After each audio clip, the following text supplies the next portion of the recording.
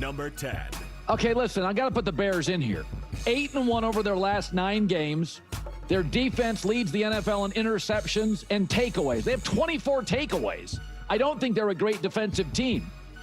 But they take advantage. When the ball's in the air, they fight for it. They're also the second-best rush team. Offense, number 6. I don't think Ben Johnson and Caleb are a finished product. This team wins close games. Same thing I say about Denver. There is value in that. Chiefs did it last year. I think teams that win close games are tight locker rooms. Bears at 10. Number 9. The Ravens. Obviously, Lamar Jackson is not 100%. Brock Purdy last night, no velocity, toe injury. He won't say anything. Lamar won't say anything. 5th straight win. Their defense right now since week 7 is the number 1 defense in the league. They're not pretty. They're out of rhythm. They're a little broken offensively. I always say I put Baltimore in the top 10 because I just respect the culture, the ownership, the coach, the front office. I don't know how good they are, but they make the list. Number 8. Green Bay. Here's what's weird. For the first time in forever, it's just a defensive story. Their offense is conservative. Their defense is excellent. At home, opponents score 13 points a game. That's the best home defense in the league. They've held opponents under 20 points in 4 straight games. They have a pass rush. Their offense does not give it away. This is rare. It's a boring Green Bay Packer team led by their defense. Okay? And we look at all these offensive receivers and all these stars, and we're like, oh, I don't understand it. It's just a different Packer team, but it's a good one. They're 8. Number 7. The Lions. 3rd game with 200-plus rushing yards. Jahmyr Gibbs is like fired out of a cannon. The guy's unbelievable. Their defense, though, major problem. They give up chunk play. They gave up 10 catches of over 20 yards to Jameis Winston. But they can control the game. They've got a home run hitter in the backfield. They've got a culture creator and an accurate thrower. They're an unimpressive and uninspiring, not as good as last year, number 7. Number 6. The Chiefs. Listen, lead the NFL in yards per game. It's not pretty. Yeah, they could have been 5-6, but they held the Colts to season lows in points, total yards, and first downs. They're good at home. They're not as good on the road because they're not a great team, but they're a good team, and they're one of 4 teams to rank top 10, only 4 in the league, top 10 in all 4 major categories: scoring offense, total offense, scoring defense, total defense. Well coached, smartly quarterback. I have them at 6. Number 5. 1 inch behind Philadelphia, which, like Baltimore, has a broken offense. Jalen Hurts attempted 39 throws against the Cowboys. That's about double what people in Philadelphia are comfortable with. 9 of their 11 games have been decided by 1 score. But I can't hold it against them because that was the case with Kansas City last year. They have a culture. They've got athletes. I trust them in big spots. They just had a disastrous second half against a hot Cowboy offense. Lamb, Pickens, Dak. 5. Number 4. Seattle, the one team I would not want to play in the playoffs. Young, confident, aggressive, great on the road. Seattle, highest rush percentage in the league. And they love to throw the ball down the field. And number 3 in point differential. They're going to go in as a wild card team, and they'll be the only wild card team that honestly, I mean, I would argue their roster could be better than the team that wins the division. They're a little more mistake prone than the Rams, but I have them at 4. Number 3. The Patriots played like crap and won on the road. That's pretty good. The offensive line, now it's a little banged up, but they've only allowed 3 sacks over the last 3 games. They just don't have a fundamental flaw. If they score 20 points, they're 10-0. Best record in the NFL. I think Josh McDaniel, offensive coordinator, once again quietly, just like with Brady, is really, I mean, he is the Wizard of Oz behind the curtain for this offense. They just call and perform a really smart offensive game plan every Sunday. Number 2. Denver. Here's why. There are certain stats you can't Ignore. They lead the NFL with a plus 36 sack differential. They have the number 1 ranked offensive line.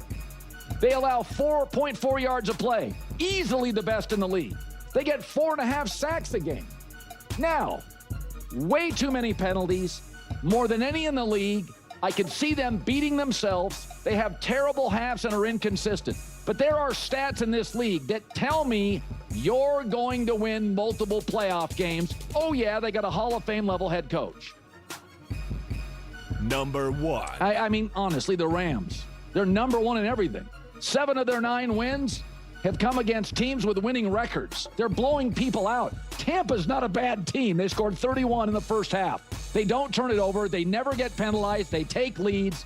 Number 1 scoring offense, number 1 scoring defense during this 6-game stretch. Let me tell you something. Nate Landman, the inside linebacker, stole him from Atlanta. Devontae Adams, free agent, stole him. I mean, it's just incredible what they've done. I mean, they went and got the corner from Washington. Forbes, he looks like a number 1 corner. What an off-season of acquisitions for very reasonable prices. There we go. There we go. Colin Cowherd's herd hierarchy. Okay. We got such juicy games coming up. Packers, Lions, Chiefs, Cowboys, Bears, Eagles. We got some interesting games that have the potential to really mess this whole thing up. Right now, I think I'm going to do things slightly differently. Going through this right now, a lot of times I kind of rearrange them kind of how I see fit. And I kind of I just see things a little differently right now, in terms of how I'm viewing these teams, because we keep inching closer and closer and closer to the true meaningful games down this stretch and into the playoffs. So I want to go through these 10 teams and look at what could limit them from truly reaching their utmost potential of being a Super Bowl contender, being the top team in the NFL and winning it all. And to start with the Bears, it's Caleb Williams. It's how great and can consistent Caleb Williams be. The defense is not otherworldly. The offense has been great. I think Ben Johnson has been awesome. Caleb has been incredibly successful. But can he take that step forward? He's still leaving a lot of throws on the table that could really transform this offense to just being a dominant offense, and then it doesn't matter what the defense is doing. With Lamar Jackson and the Baltimore Raven, it is the Lamar Jackson. Can Lamar get back to who he has been, right, in the past? Because he's not that quarterback in this moment of time. Again, because he's banged up for whatever reason. He's just not playing that way. And I know we can blame, there's some concerns about the O-line or this or that. That's all fine and well and good. But Lamar Jackson right now in 2025 just does not feel right. Does not feel elusive. Does not feel like he is the quarterback that we know him to be. If he's still just kind of playing into his level of health and he can get right over these next few weeks, well then the Ravens can remind us back to who they had been in the past. The Green Bay Packers, it's a different one for me because they're dealing with injuries like they kind of dealt with last year, and their defense has been great, but their offense to me right now doesn't have some easy fix. There's concerns about the O-line, and they can struggle to run the ball at times, it's not like you can say, like some of the arguments around the Green Bay Packers is essentially just uncourt Jordan Love, let him just throw all over the field, let him be him. And it's just like right now, especially when you remove someone who I think was the ultimate piece for them in Tucker Kraft, it's like removing Kelsey from Patrick Mahomes in his prime, and it's just like it's just not an easy solution. Yushin right there. So I'll put it on Matt LaFleur. Matt LaFleur then is the limiting factor. Again, when I say limiting, I mean like in terms of like what if they can unlock something, then the skies is the limit. And so it's like, what can Matt LaFleur do to get this offense going in a smoother, more consistent direction? And then that leads me to the Detroit Lions. It's coaching. It's absolutely coaching both coordinators on both sides of the ball, offense and defense. It's just like, can your coordinators get settled? Can they call a great game against a great team, against a great defense? Against a great defense, against a great offense? Like that has not really fully been proven quite yet. A lot of the juice is there. Yeah, the O-line is not performing as it has in the past, but you still have tremendous pieces to work with. Tremendous pieces to work with. What can you do to kind of unlock this? The Kansas City Chiefs, can their magic, their limiting factor is their magic. And I don't mean it in the typical fashion of like, oh, the Kansas City Chiefs voodoo magic, Taylor Swift magic, or whatever. It's just over these last couple of years, they relied so much, obviously, on winning these close games.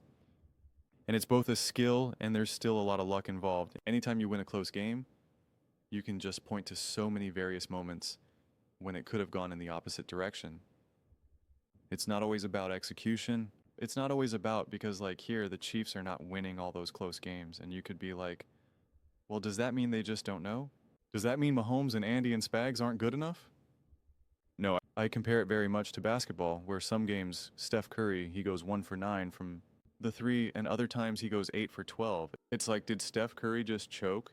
Did Steph Curry just forget how to shoot? No. It's just, and when I say luck here, I'm saying just like the universal luck. It was like, it was lucky that he was so snorts on that night and was shooting 8 for 12. And it was unlucky that it was like, it's just one of those games he went 1 for 8. Like you're not going to just always shoot elite game after game after game. It just is what it is. If Steph Curry goes to the free throw line in the NBA Finals of Game 7, and he goes, he misses a free throw, he didn't choke. It wasn't the moment that got to him. It was just unlucky that he needed to miss a free throw because he can't shoot 100%. And it was unlucky in that moment of time he missed the free throw. Just is what it is. It's how it happens. And that's what I look at a lot of times, these close games, where it's just like, it was lucky that Daniel Jones and the Indianapolis Colts couldn't put together anything down that stretch. It's not to say that the Kansas City Chiefs didn't, put themselves in a position to win that game. That's not what I'm saying either. But it was fortunate that like Daniel Jones couldn't quite make a throw here or there, right? It was like, but they took away Jonathan Taylor, et cetera, et cetera. So to be clear, it's like, I'm not saying that they're just lucky, but it's the same thing what I would be saying right now with the Warriors going into Game 7. It's just like they keep winning all these games by 1 point, or they're losing by 1 point, they're winning by 1 point, they're losing by 1 point. I'm like, who's going to win Game 7? It's like, it's going to be luck, man. Is Steph Curry on or not?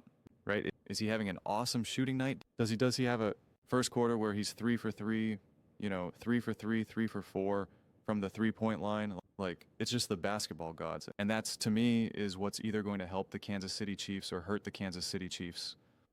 The Philadelphia Eagles, it's 1,000% offensive coaching right there.